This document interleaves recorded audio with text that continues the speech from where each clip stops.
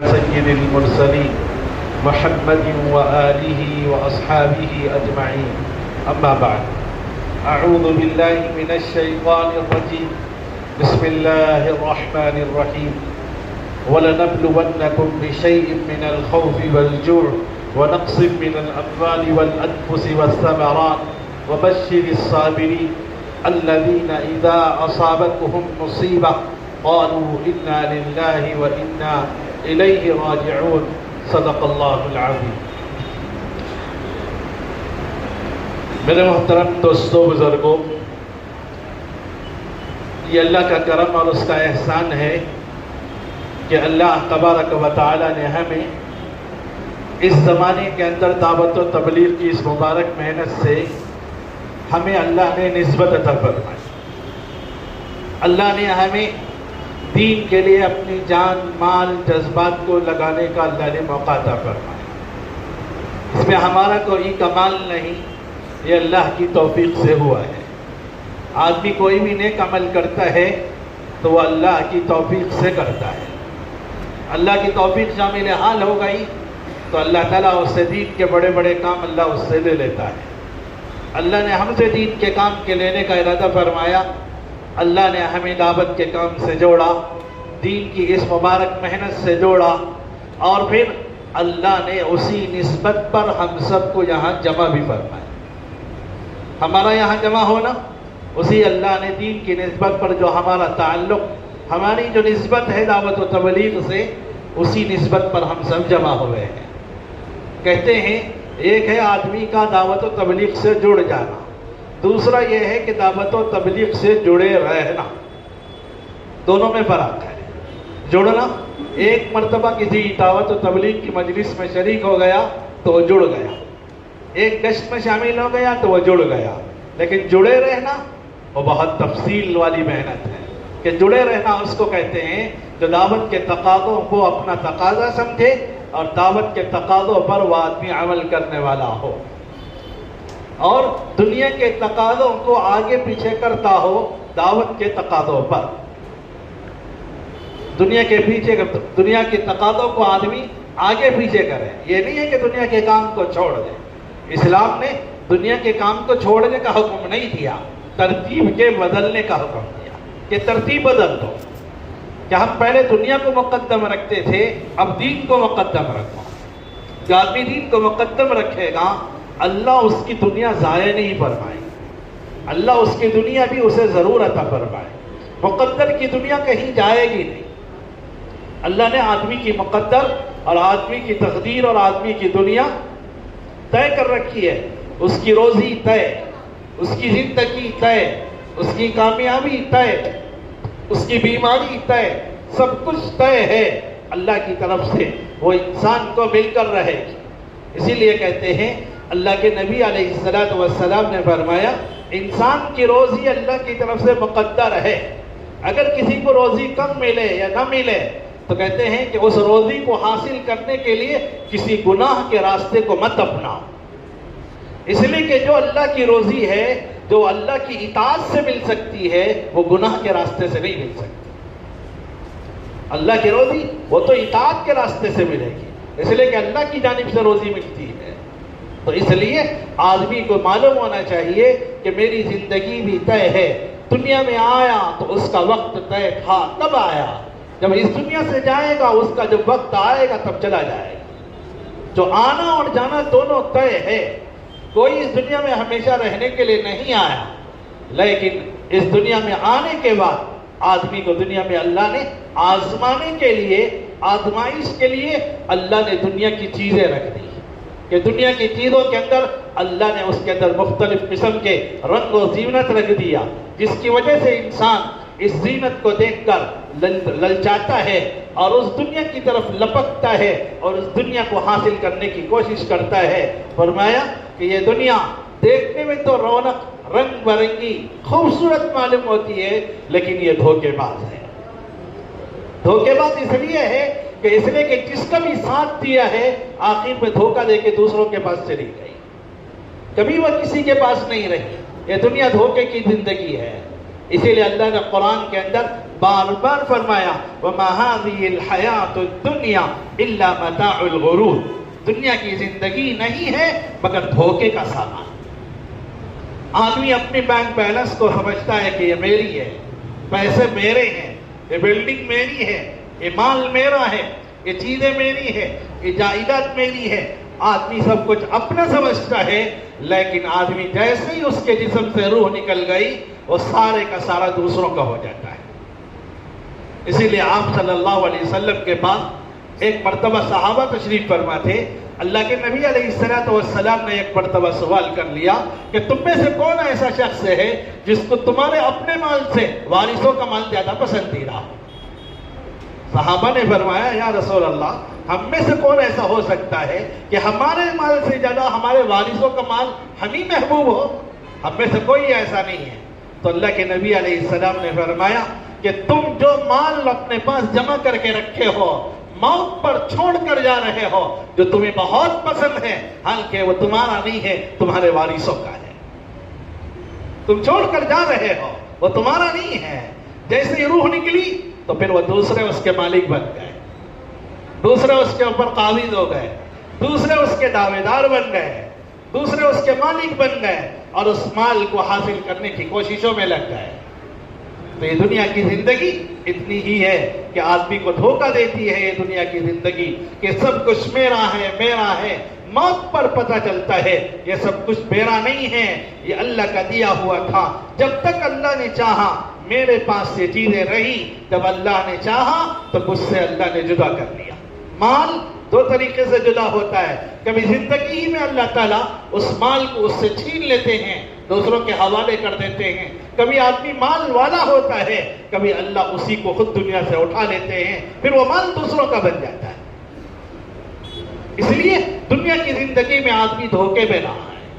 ہاں، دنیا کی زندگی میں آدمی رہے گا، دنیا کی ضرورتیں پوری کرے گا، لیکن اس دنیا کی ضرورت کو پوری کرنے میں اللہ کے حکم، نبی صلی اللہ علیہ وسلم کے پاکیزہ شریعت کے مطابق اپنی زندگی ہوگی تو اس دنیا کی زندگی میں مال کے ساتھ، دنیا کی چیزوں کے ساتھ، دنیا کے رنگ رنگیلیوں کے ساتھ، دنیا کے زیب و زینت کے ساتھ اگر اللہ کا حکم نبی کے طریقے کو اپنایا، اللہ اس دنیا کی زندگی کو خوشگوار بنا دے گا۔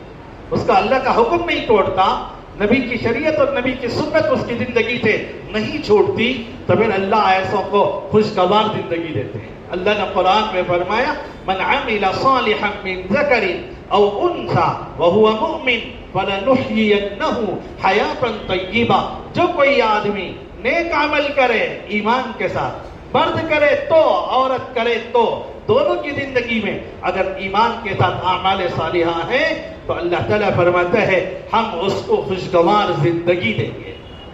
خوشگوار زندگی کا مطلب اس کی زندگی میں برکتوں کو ڈالیں گے، اس کی زندگی میں صحت اور سلامتی کو ڈالیں گے، اس کی زندگی میں عافیت اللہ پاک دیں گے، اس کی زندگی میں اللہ برکتوں کو لائیں گے۔ آدمی برکت مال کے بڑھ جانے کو آدمی برکت سمجھتا ہے، حالانکہ برکت مال کے بڑھنے سے برکت نہیں ہوتی۔ مال اتنا ہی ہو اللہ ضرورت پوری کر دے، مال تھوڑا ہو کام زیادہ بن جائے، اسے برکت کہتے ہیں۔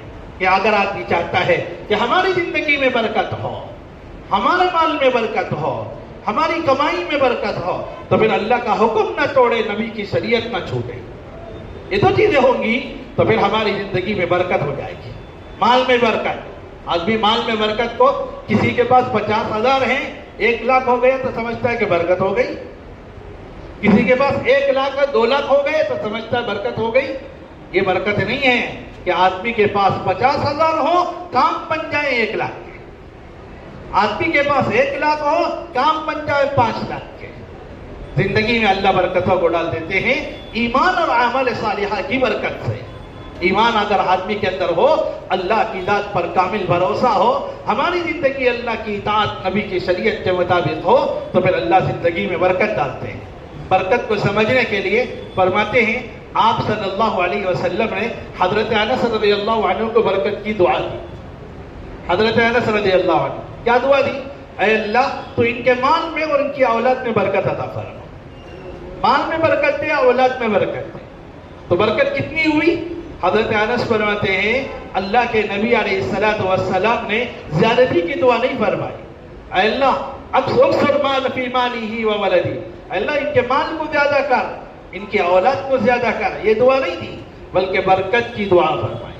حضرت انس کی والدہ ام سلیم رضی اللہ عنہا جو اللہ کے نبی کی خدمت میں آیا کرتی تھی، اللہ کے نبی ان کے پاس جایا کرتے تھے، ایک مرتبہ دعا کی درخواست کی، اللہ کے نبی میرے بچے کے حق میں دعا فرما دے، تو اللہ کے نبی نے دعا دی تو یہ دعا دی، اللہم بارک فی مالہ و ولدہ، اے اللہ تو ان کے مال میں بھی برکت عطا فرما، ان کی اولاد میں بھی برکت عطا فرما۔ تو اللہ نے برکت کتنی دی؟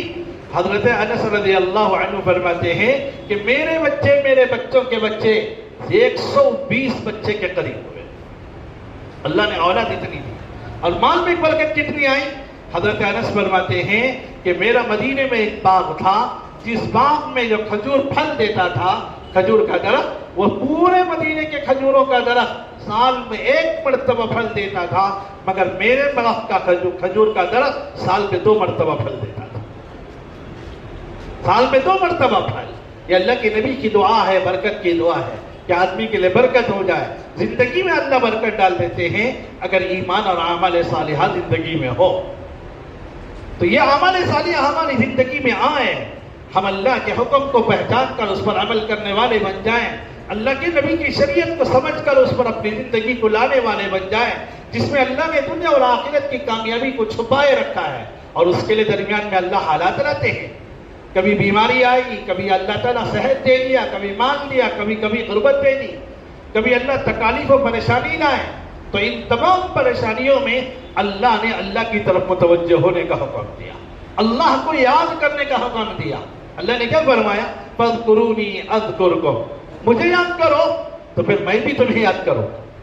کتنا آسان نسخہ ہے، اگر کوئی یہ سوچے کہ اللہ مجھے یاد کرے، تو حضرت عبداللہ ابن عباس یہ ایک بہت بڑے بزرگ فرماتے ہیں کہ مجھے معلوم ہو جاتا ہے کہ اللہ مجھے کب یاد کرتا ہے۔ تو پھر لوگوں نے حیرانی سے پوچھا کہ اچھا وہ کیسے کہ اللہ آپ کو یاد کر رہا ہے، وہ آپ کو کیسے معلوم ہو جاتا ہے؟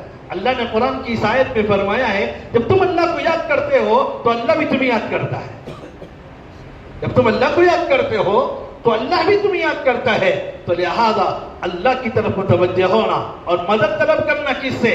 صبر کے ذریعے سے اور نماز کے ذریعے سے۔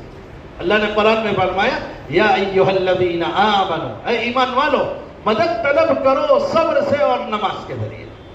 صبر کا معنی کہ صبر کہتے ہیں کہ کوئی بھی حالات اور مصیبت آ جائے اس پر صبر، اور پھر اللہ کا کوئی حکم آ جائے اس حکم کے پورا کرنے میں اپنے آپ کو جمانا، اس پر صبر، اور پھر آدمی کو اس اللہ کے پھر کوئی گناہ کا کام آ جائے اس سے بچنے میں جو تکلیف ہو اس تکلیف پر صبر۔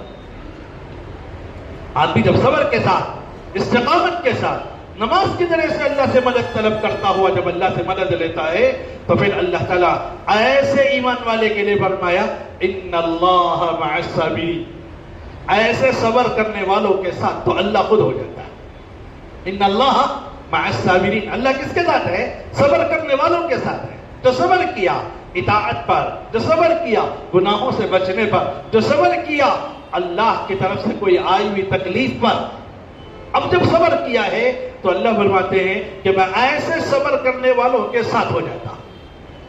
اب صبر کیسے کیسے کہ اللہ فرماتے ہیں کبھی ہم خوف لاتے ہیں، کبھی ہم بیماری لاتے ہیں، کبھی موت میں موت لاتے ہیں، کبھی زندگی میں کمی کر دیتے ہیں، کبھی مال میں اور پھر غلہ اور اناج میں کمی کر دیتے ہیں، لیکن اللہ تعالیٰ نے خوشخبری دی ہے ان صبر کرنے والوں کے لیے، وبشر الصابرین، خوشخبری ہو ان صبر کر اور ان صبر کرنے والوں کے لیے جو صبر کرتے ہوئے کہتے ہیں الذین اذا اصابتہم مصیبہ، جب ان کو کوئی مصیبت پہنچتی ہے، جب کوئی تکلیف ان کو آتی ہے تو فوراً اللہ کی طرف متوجہ ہو کر کہتے ہیں انا للہ و انا الیہ راجعون، ہم اللہ کے لیے ہیں، اللہ ہی کی طرف لوٹنے والے۔ آدمی آنے والی اس مصیبت کو اپنے لیے کوئی بڑی مصیبت اور اپنے لیے ناکامی نہیں سمجھتا، اپنے آنے والی اس مصیبت میں بھی جب صبر کرتا ہے. اسی لیے آپ صلی اللہ علیہ وسلم نے فرمایا کہ مومن کے لیے دو حالتیں ہیں. ایک حالت ایمان والوں کے لیے خیر کے، اچھائی کے، خوشحالی کے ہیں. ایک حالت مصیبتوں کے، پریشانیوں کے. دو حالتیں ہیں. اگر خوشحالی کے حالات ہیں، اچھائی کے حالات ہیں، شکر کرتا ہے تو شکر کرنا مومن کے حق میں بہتر ہے. دوسرا ایک حال مصیبتوں کے ہیں، پریشانی کے ہیں، پوری سے پریشانی میں صبر کرتا ہے تو ایک مومن کے لیے صبر کرنا بہتر ہے. دونوں حالتوں میں بہتری ہے. شکر کرے تو اجر اور ثواب، صبر کرے تو اس کے لیے اجر اور ثواب ہے. تو دونوں حالتیں اللہ نے دنیا میں رکھی ہے ایمان والوں کے لیے. جب ایمان والا اس طرح کی جب زندگی گزارتا ہے اور پھر اللہ کے حکم کو پورا کرتے ہوئے زندگی گزارتا ہے تو پھر اللہ تعالیٰ اس کی زندگی کو ایسے خوشگوار بنا دیتے ہیں کہ دنیا میں رہے گا، اللہ آخرت کے مزے اسے دکھائیں گے، آخرت کے مزے اسے دنیا میں سمجھائیں گے. دنیا میں جو نعمتیں انسان کو ملی ہے یہ نعمتیں انسان کو وقتی ہے. کسی کو صحت ملی یہ وقتی ہے، کسی کو روزی ملی وقتی ہے، کسی کو جوانی ملی وقتی ہے، تھوڑے دن کے لیے ہے. جوانی بڑھاپے سے بدل جائے گی، صحت بیماری سے بدل جائے گی. آج مال ہے تو یہ مال کل ختم ہو جائے گا، مال ہمیشہ ساتھ نہیں رہے گا.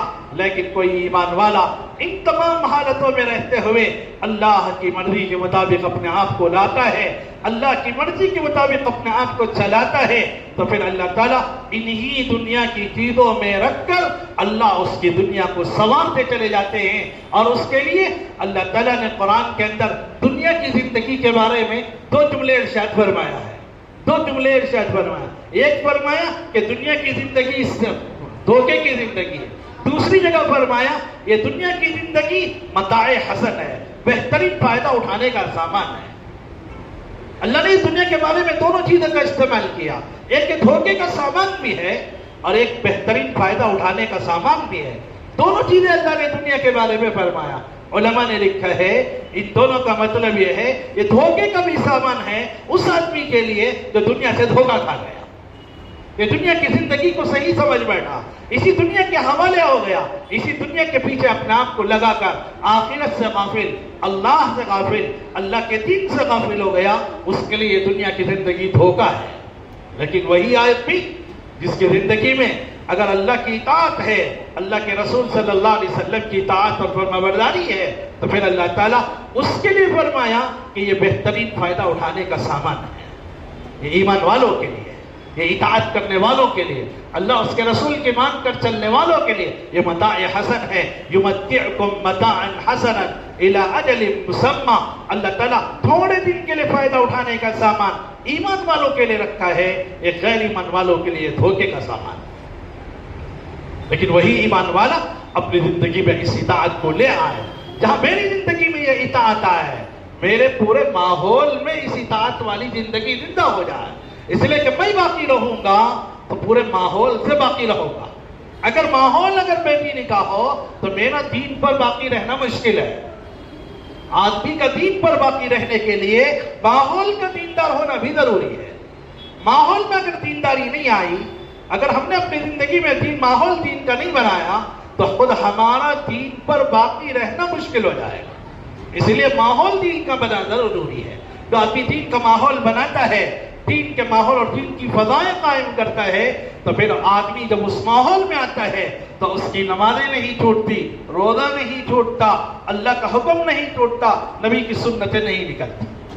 کیوں؟ ماحول میں آ گیا. جب ماحول میں آتا ہے تو حفاظت ہو جاتی ہے. اسی لیے علماء نے لکھا ہے کہ ماحول کا بنانا بھی ہماری ذمہ داری ہے. آپ صلی اللہ علیہ وسلم نے مدینے کے ماحول کو بنایا تھا. کیسا بنایا پاکیزہ ماحول؟ کہتے ہیں کہ آپ صلی اللہ علیہ وسلم نے ایسا پاکیزہ ماحول بنایا جس کی وجہ سے مردوں میں، عورتوں میں، بچوں میں، جوانوں میں، بوڑھوں میں سب کے اندر اللہ کے حکم کے پورا کرنے کا جذبہ، اللہ کے حکم پر چلنے کے لیے اپنے آپ کو مٹانے کا جذبہ، سب کے اندر یہی جذبہ، مردوں میں بھی، عورتوں میں بھی، بچوں میں بھی، بلکہ گھروں میں رہنے والی پردہ دار خواتین میں بھی. وہ نوجوان لڑکیاں جو ابھی گھروں میں ہیں، باہر نہیں نکلی، ان نوجوان لڑکیوں میں بھی یہی جذبہ، بلکہ اس سے آگے بڑھ کر کہ ایک نوجوان، ایک غلام جنگل میں چرواہا بکریاں چلا رہا ہے، اس کے اندر بھی یہی جذبہ ہے۔ فرماتے ہیں حضرت عبداللہ ابن عمر رضی اللہ عنہما اپنی ایک مرتبہ ایک سفر میں جا رہے تھے، راستے سے گزرتے گزرتے پانی کی ضرورت پڑ گئی، پیاس لگ گئی، بھوک لگ گئی، کھانے کو کچھ ملے لیکن کچھ نہیں ملا۔ بہت دیر سے دیکھا کہ ایک چرواہا بکریاں چلا رہا ہے۔ حضرت عبداللہ ابن عمر رضی اللہ عنہ اس آدمی کے قریب آئے، اس چرواہے کو بلایا اور بلا کر کے کہا کہ دیکھ ہمیں بھوک لگی ہے، دودھ دے دے۔ تو اس نے کہا کہ میرے مالک نے دودھ دینے کی اجازت دی ہے کہ کوئی ضرورت مند آ جائے تو بکریوں کا دودھ نکالو اور دے دو، مجھے اجازت دی ہے۔ تو حضرت عبداللہ ابن عمر نے دودھ لیا، پی لیا، لیکن اسے بھوک ختم ہونے والی نہیں تھی۔ تو پھر حضرت عبداللہ ابن عمر نے اس چرواہے سے کہا کہ ایک بکری مجھے دے دے، ایک بکری مجھے دے دے۔ تو اس نے کہا، چرواہے نے کہا کہ بکری میں نہیں دے سکتا، اس لیے کہ یہ میری نہیں ہے، یہ میرے مالک کی بکریاں ہیں۔ تو فوراً عبداللہ ابن عمر رضی اللہ عنہ نے مزید امتحان لینے کے لیے کہا کہ دیکھ تو جنگل میں ہے، بکریاں چلا رہا ہے، یہاں تو بھیڑیے بھی گھومتے رہتے ہیں، پتہ نہیں کس وقت کب تیری بکری پر حملہ کر دے اور اچک کے لے چلے جائے، تو لہذا اپنے مالک سے جا کر کہہ دینا بھیڑیے نے ہماری ایک بکری کو کھا گیا، یہ کہہ کر ایک بکری ہمیں دے دے، ہماری ضرورت پوری ہو جائے گی۔ جا کر تو کہہ دینا کہ بھیڑیا نے کھا لیا ہماری بکری کو۔ تو کہتے ہیں اس وقت میں اس غلام نے جو جنگل میں بکریاں چرا رہا ہے، تنے تنہا ہے، اس کا مالک نہیں دیکھ رہا ہے، لیکن اس کی زبان سے نکلا، عبداللہ ابن عمر سے کہنے لگا اللہ کہاں چلا گیا کہ اللہ تو مجھے دیکھ رہا ہے، جس اللہ کے لیے میں کر رہا ہوں میں یہ کام، یہ حرکت نہیں کر سکتا۔ یہ کہہ کر حضرت عبداللہ ابن عمر حالانکہ اس بکری کو لینا نہیں چاہتے تھے، امتحان کے لیے پوچھا تھا، حضرت عبداللہ ابن عمر نے اس چرواہے کے جواب سے سن کر حضرت عبداللہ ابن عمر جوش میں آ گئے اور کہنے لگے واقعیتاً ایک جنگل میں چرانے والا چرواہا، اس کے دل میں اللہ کا یہ خوف ہے جس کی وجہ سے جنگل میں رہتے ہوئے بھی اللہ کے حکم کو توڑنا اسے گوارا نہیں، اللہ کے حکم کو توڑنا اسے گوارا نہیں ہے۔ جنگل میں ہے، کوئی دیکھنے والا نہیں ہے، اگر کچھ غلط کرے تو کوئی پوچھنے والا نہیں ہے، جو غلط بات پیش کرے وہ لوگ اس کو مان لیں گے۔ بکری بھیڑیا کھا لیا بکری کو، کوئی پوچھنے والا نہیں ہے، لیکن اللہ کے خوف کی وجہ سے اس آدمی نے، چرواہے نے جھوٹ بولنا گوارا نہیں کیا، غلط بولنا اسے گوارا نہیں کیا، یہ اللہ کی ذات کا خوف اس کے دل میں بنا ہوا تھا۔ ایسا ماحول آپ صلی اللہ علیہ وسلم نے بنایا تھا۔ حضرت عمر رضی اللہ عنہ جب مدینے کے گلیوں کی تلاشیاں رات پہ چل کر مدینے کے حالات کو دیکھا کرتے تھے، ایک مرتبہ دیکھا کہ ایک گھر کے اندر سے کچھ باتیں کرنے کی آواز آ رہی ہے۔ اتنے میں ایک عورت اپنی ماں سے کہہ رہی کہ اماں جان آج دودھ اونٹنی میں کم نکلا ہے، کیا کروں؟ تو ماں کہتی ہے بیٹی سے، بیٹی دودھ میں تھوڑا سا پانی ملا دے، دودھ میں تھوڑا سا پانی ملا دے۔ تو بیٹی کہنے لگی امی جان حضرت عمر خلیفۃ المسلمین نے دودھ میں پانی ملانے سے منع کیا ہے، دودھ میں پانی ملانے سے منع کیا ہے۔ تو اماں جان کہتی ہیں کہ امیر المومنین کو ہمارے اس حال کی کیا خبر، ہمارا اس پانی ملانے کی کیا خبر، تو پانی ملا دے۔ تو کہتے ہیں حضرت عمر رضی اللہ عنہ کو اس بچی نے ماں کو جواب دیا، ابا امی جان ماں حضرت امیر المومنین حضرت عمر تو نہیں دیکھ رہے ہیں، لیکن ہم سب کا خدا، حضرت عمر کا بھی خدا اللہ تو ہمیں دیکھ رہا ہے۔ اگر ابھی یہ احساس پیدا ہو جائے تو پھر آدمی تنہائی میں رہ کر بھی گناہ نہیں کر سکتا۔ یہی احساس، یہی خیال، یہی اللہ کی یاد ہمیں ہر وقت نصیب ہو جائے کہ تنہائی میں بھی ہو۔ جیسے آدمی رمضان میں روزہ رکھتا ہے، روزہ رکھنے کے بعد تنہا کمرے میں بیٹھا رہتا ہے، کبھی گھر کے اندر اسی کمرے میں فریج رکھا ہوا ہے، لیکن کبھی پانی اٹھا کر کے نہیں پیتا۔ کیوں؟ ایسے دیکھیں میں اللہ کے لیے روزہ رکھا ہوں، اب میں یہاں چھپ کر پانی تو پی لوں گا، دنیا والوں کے سامنے تو روزہ دار بن جاؤں گا، لیکن اللہ کے سامنے میں روزہ دار نہیں رہ سکتا۔ تو تنہائی میں بھی پانی سامنے ہے، فریج میں رکھا ہوا ہے، کوئی دیکھنے والا نہیں، پھر بھی وہ اپنے رودے کی حفاظت کرتے ہوئے پانی پینے سے رک جاتا ہے سخت پیاس کی حالت میں. کہتے ہیں کہ یہی اللہ کا خوف ہے کہ اس طرح کا ماحول آپ صلی اللہ علیہ وسلم نے پورے مدینے کے مردوں میں، عورتوں میں، جوانوں میں، بوڑھوں میں پیدا کیا تھا، جس کی وجہ سے پورا معاشرہ اسلامی معاشرہ بنا اور ہر آنے والا اس سے متاثر ہو کر جائے بغیر نہیں رہ سکتا تھا. اور پھر آپ صلی اللہ علیہ وسلم نے جو مبارک دین ہمیں دیا ہے، یہ ایسا پاکیزہ دین ہے کہ جب یہ دین ہماری زندگی میں آئے گا تو اللہ تعالیٰ وہ خوشحالی دکھائیں گے. فرماتے ایک مرتبہ حضرت عدی بن حاتم رضی اللہ عنہ اللہ کے نبی علیہ السلام کی خدمت میں آئے. جس وقت حضرت عدی آئے آپ صلی اللہ علیہ وسلم کے بعد تو اللہ تعالیٰ نے فرمایا اللہ کے نبی آپ جس اسلام کی اور ایمان کی مجھے دعوت دے رہے ہو، میں اس سے پہلے ایک صحیح دین پر قائم، یعنی میں نصرانی ہوں، حضرت عیسیٰ علیہ السلام کے مذہب پر قائم ہوں. تو حضرت اللہ کے نبی علیہ السلام نے فرمایا اے عدی تمہارے مذہب کو میں تم سے زیادہ بہتر جانتا ہوں. تم اپنے مذہب میں ہوں گے لیکن تم نے اپنے مذہب میں ملاوٹ کر لیا، تم نے اپنے مذہب میں ملاوٹ پیدا کر لیا، تم اپنے مذہب پر حقیقی مذہب پر واقعی نہیں ہو، تم اپنے مذہب پر چلنے والے نہیں ہو. اے عدی کیا تم اس لیے سوچتے ہو اسلام لانے سے کہ اسلام لانے والے لوگ غریب لوگ ہیں، اس لیے اسلام لانے سوچتے ہو؟ اور پھر آگے حضرت اللہ کے نبی نے فرمایا اے عدی اس لیے اسلام لانے میں سوچتے ہو کہ اس لیے کہ جتنے دنیا کے بادشاہ ہیں وہ غیر ایمان والے ہیں، ایمان والوں کے پاس بادشاہت نہیں ہے. اور پھر یہی سوچتے ہو کہ اے عدی کہ اسلام مسلمانوں کے پاس دولت بھی نہیں ہے، غیروں کے پاس دولت ہے، اس وجہ سے تم اسلام لانے میں پیچھے آ رہے ہو. اے عدی سن لو، اے عدی سن لو، اچھی طرح یاد رکھ لو، ایک دن وہ آئے گا، ایک دن وہ آئے گا کہ آج جو اللہ پاک نے قیصر و کسری کو جو خزانے دیے ہیں اللہ ایمان والوں کے خطبوں میں لا کے ڈالے گا. حضرت عدی فرماتے ہیں اللہ کے نبی کی بات کو سن کر میں نے پوچھا کیا اللہ کے نبی کیا ایسے ہی ہوگا؟ آپ نے فرمایا کہ ہاں ایسے ہی ہوگا. حضرت عدی نے اس باتوں کو سن لیا، محفوظ کر لیا. پھر اللہ کے نبی نے فرمایا اے عدی جانتے ہو کہ اللہ تعالیٰ دنیا کے خزانے جہاں دیے اللہ قیصر و کسری کو ہمارے قدموں میں لائے گا، قیصر و کسری پر ہماری حکومت ہوگی. اور پھر آگے سنو، ایک عورت تنے تنہا یمن کے ملک یمن سے چلے گی، بیت اللہ کے حج کرنے کے لیے آئے گی، تنہا سواری پر سوار ہو کر آئے گی، زیوروں سے لدی ہوئی ہوگی، پورا راستہ تنہا طے کرے گی، کوئی ایک بھی اس کی طرف بری نظر سے دیکھنے والا نہیں ہوگا.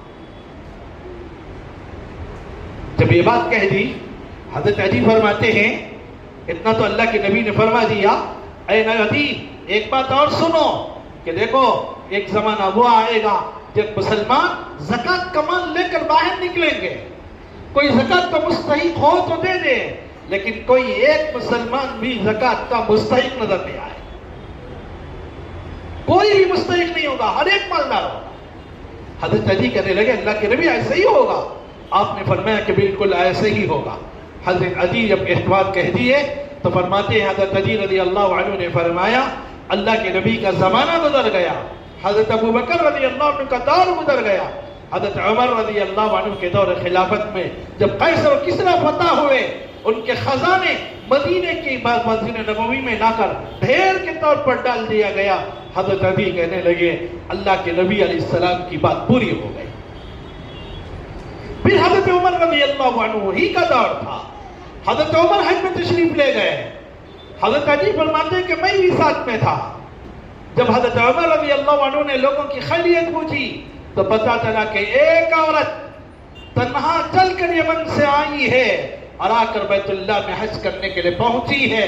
حضرت عمر نے اسے اپنے پاس بلا بھیجا، پوچھا کیسے آئی ہو؟ حج کے لیے آئی ہو؟ کس کے ساتھ آئی ہو؟ تنہا آئی ہے، تنہا آئی ہے، ایک تنہا سفر. راستے میں حضرت عمر رضی اللہ عنہ نے پوچھا اے عورت بتا تو نے راستے میں لوگوں کو کیسے پایا؟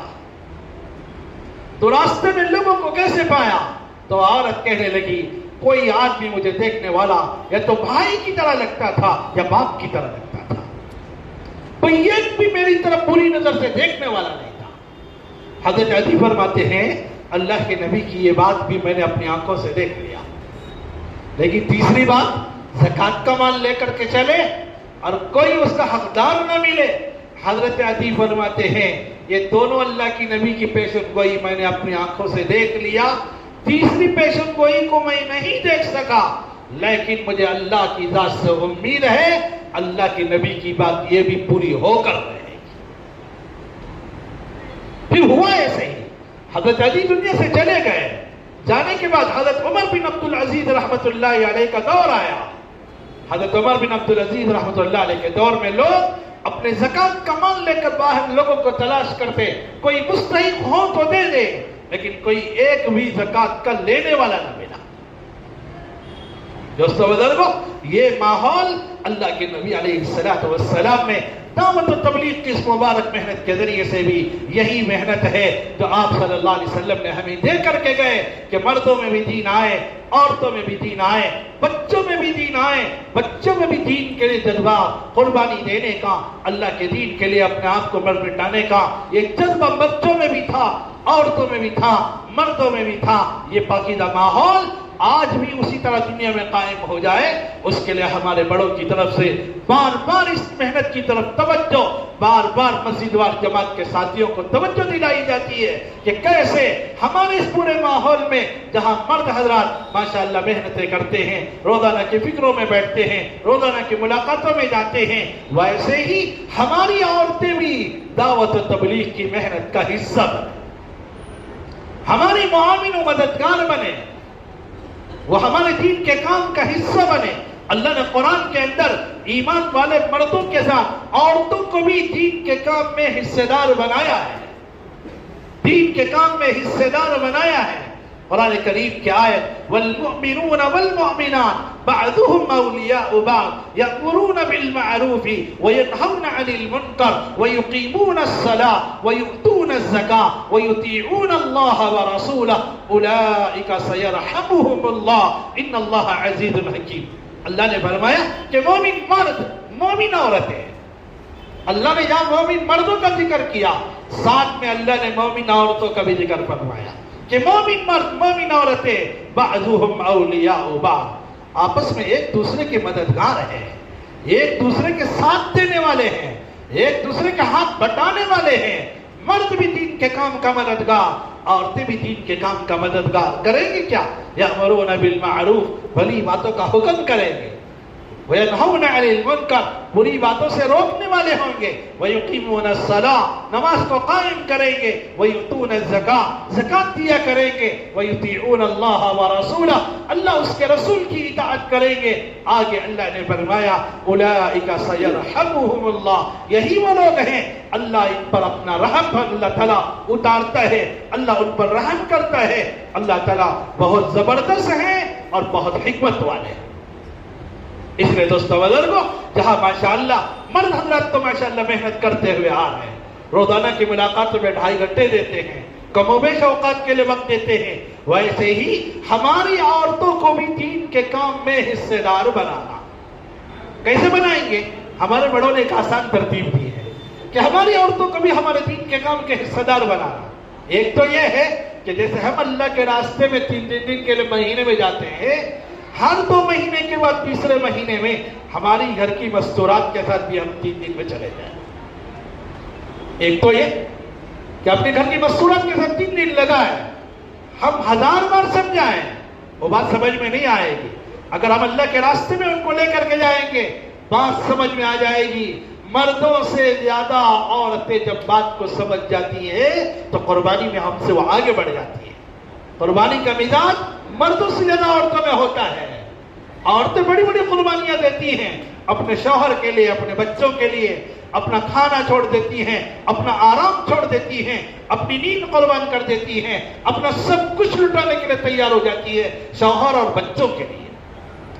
اگر یہ جذبہ دین کے لیے ہو جائے تو پھر وہی عورتیں دین کے لیے مددگار بن جائے گی، دین کی محنت کرنے والی بن جائے گی. اور ایک کام یہ ہے کہ روزانہ ہمارے گھروں میں ہفتہ واری جو مستورات کی تعلیم محلے میں ہوتی ہے اس میں اہتمام سے اپنے گھر کی مرد عورتوں کو بھیجنے کی کوشش کرنا. اہتمام سے ہماری مسجد وال جماعت کے جتنے ساتھی ہیں ہماری عورتوں کو ہم بھیجنے کی کوشش کریں اور اپنے پڑوس کے مردوں کے ذریعے سے ان عورتوں کو بھی ہفتہ واری تعلیم میں بھیجنے کا اہتمام کرائیں، روزانہ کی فکروں میں لائیں اور عورتوں کو اس میں جا کر کے شریک ہونے کی بات کہیں، اور پھر اس کے ساتھ ساتھ روزانہ اپنے گھروں میں گھروں میں تعلیم کو زندہ کرے۔ اس کے ذریعے سے گھر کا ماحول بدلے گا، عورتوں کا ذہن بدلے گا، بچوں کا ذہن بنے گا، بچوں کے ذہن کے اندر بھی دینی جذبہ بنے گا۔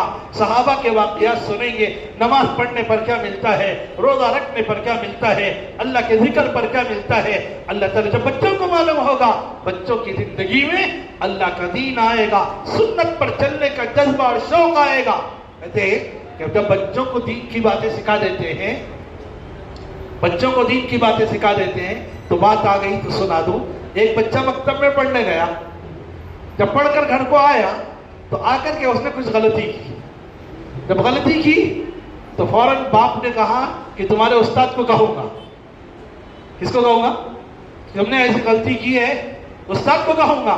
تو فوراً بچے نے ایک حدیث پڑھی۔ کیا حدیث پڑھی؟ بولا کہ چغل خور جنت میں داخل نہیں ہوگا۔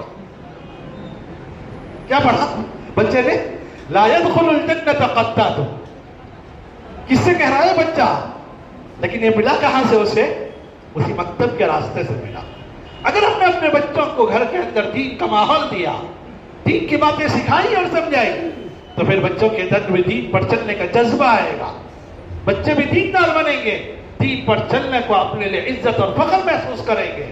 اگر ہم نے اپنے گھر کے ماحول کو دیندار بنایا تو اس کے لیے ایک تو یہ ہے کہ ہفتہ تعلیم میں اپنی عورتوں کو بھیجیں، ماحول دین کا عورتوں کا بنے گا، اور پھر گھروں میں تعلیم کو زندہ کرے، اور پھر اس سے بڑھ کر یہ ہے کہ اپنے محلے میں روزانہ کہیں نہ کہیں اپنے گھر کی بڑی مستورات کو، جو بڑی پڑھنے والی اسکول کالج کی تعلیمات کو، ان کے لیے کوئی اسلامی تعلیم کے دینے کا نظم بنائے، اس کا نظم بنائے، تاکہ ہماری بچیاں جو کالج میں جا رہی ہیں، ہمارے بچے جو اسکولوں میں جا رہے ہیں، وہ مکتب میں مسجد میں آئیں گے۔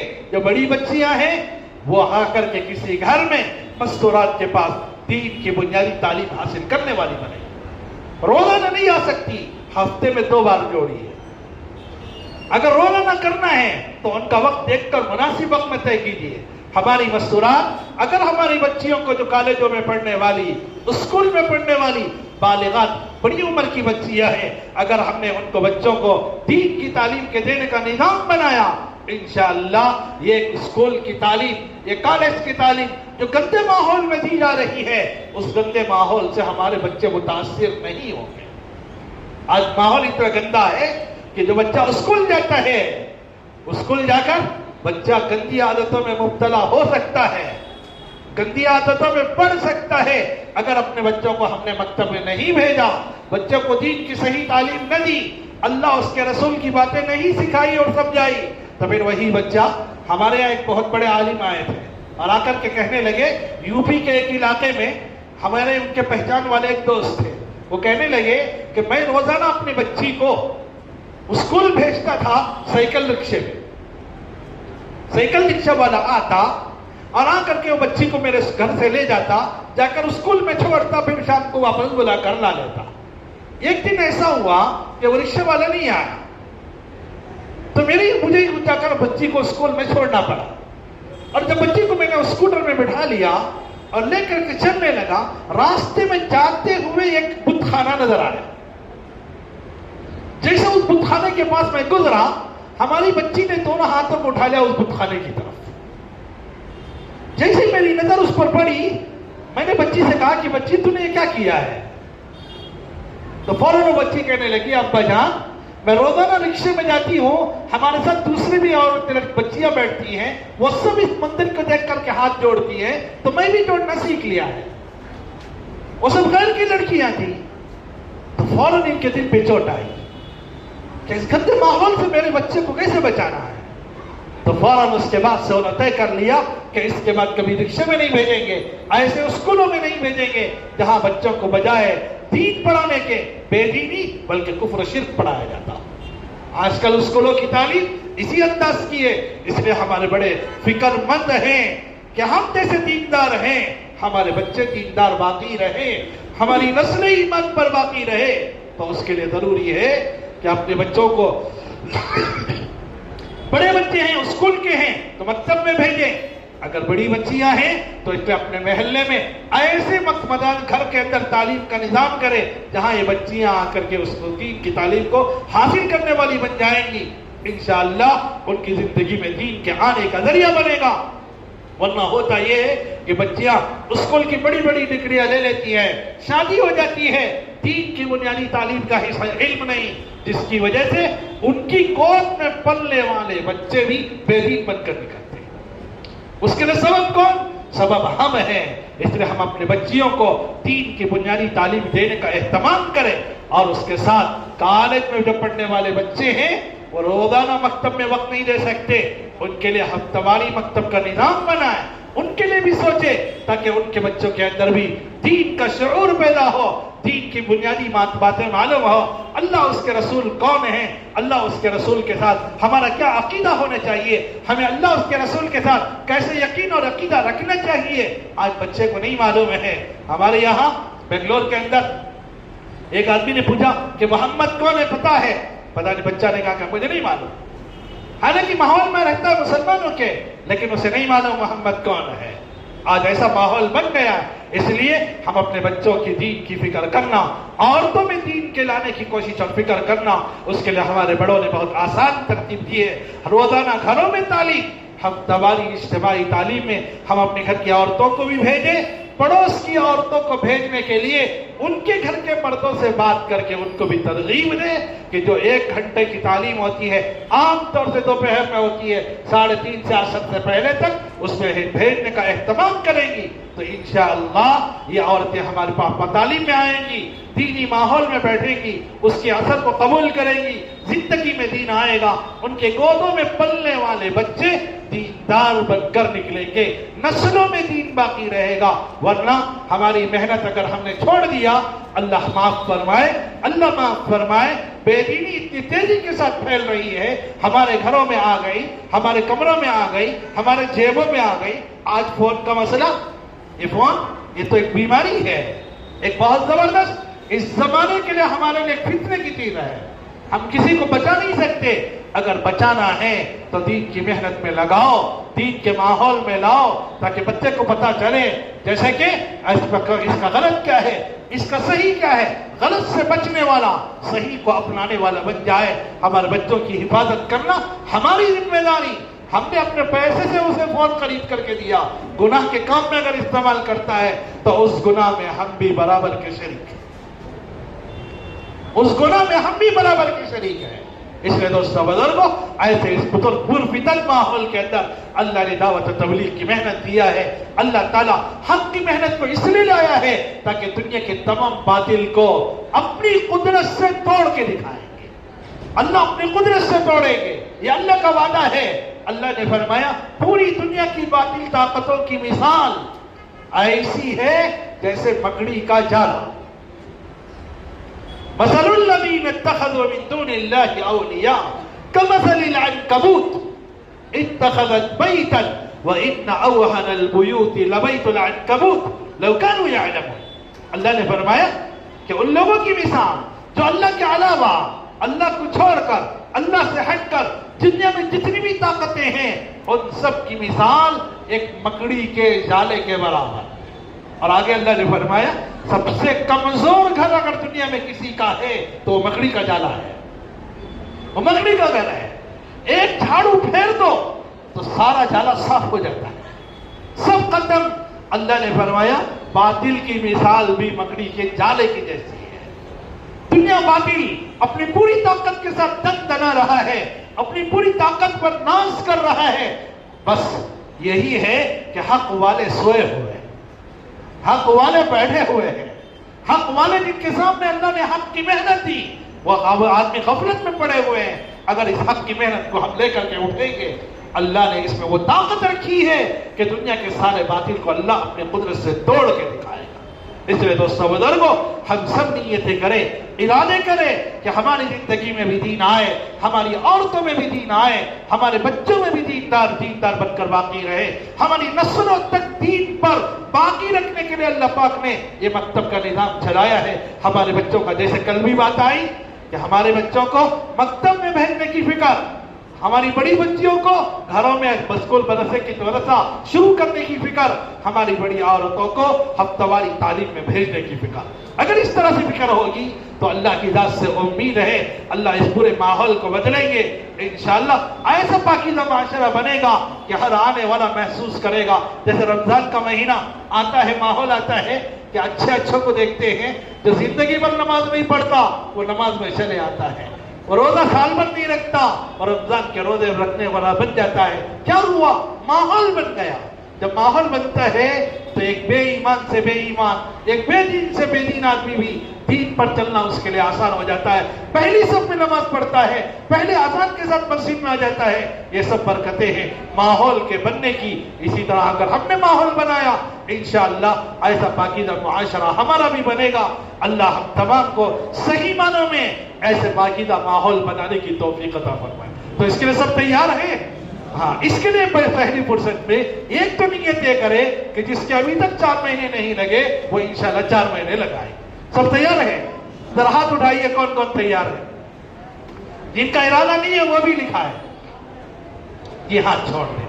اور پھر جو ماشاءاللہ ایک مرتبہ تو 4 مہینے، لیکن ہمارے بڑے کہتے ہیں جن کے 4 مہینے لگ گئے وہ کوشش کریں ایک مرتبہ بیرون 4 مہینے جانے کے لیے۔ آپ میں سے کوئی ہے ایسے 4 مہینے بیرون کے لیے تیار؟ وہ ہاتھ اٹھائے۔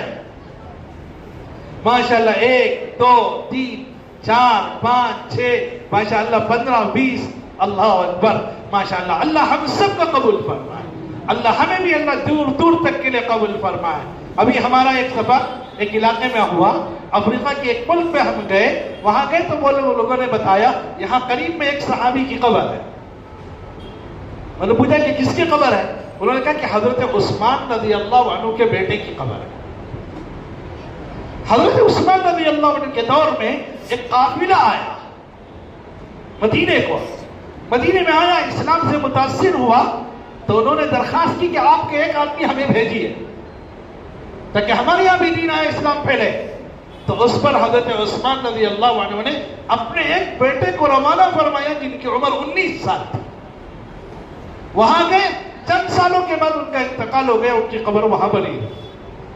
افریقہ کے اس ملک میں جو سمندر پار ہو کر وہ جزیرہ ہے، اس جزیرے میں قبر ہے۔ اس زمانے میں آج سے 1400 سال پہلے اس صحابی کے بیٹے نے وہاں قبر بنائی۔ ہمیں اس بات کی طرف اشارہ ہے کہ ہم بھی اللہ کے دین کے لیے دور دور جائے، اللہ کے دین کے پیغام کو لے کر کے پہنچے۔ اس لیے ہم بھی نیتیں کریں، دیر اور دور کے لیے جائیں گے۔ اور دوسری بات، جیسے ہم نے ظہر سے پہلے ارادے اور عزائم کیے کہ اپنے مقام پر کام کو جمائیں گے، 5 کام کو مضبوط کریں گے۔